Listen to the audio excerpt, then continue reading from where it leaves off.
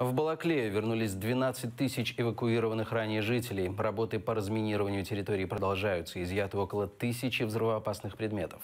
Волонтеры раздают нуждающимся еду и теплые вещи. В ночь на четверг, 23 марта, на окраине Балаклеи Харьковской области на одном из крупнейших в Украине складе боеприпасов произошел взрыв, за которым последовал пожар и цепная детонация боеприпасов.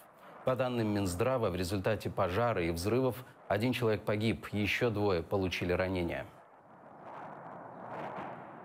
Нету ничего, ни газа, ни света, ни воды. Вода, я не знаю, есть или нема, я не смотрел как-то. Ничего ж нету. Да, вот дали консерву, хлеба 2 штуки, и там 2 кусочка колбасы и вафли, и еще что-то там брало, не помню все. Ви голодали оці останні 3 дні? Не, не голодал.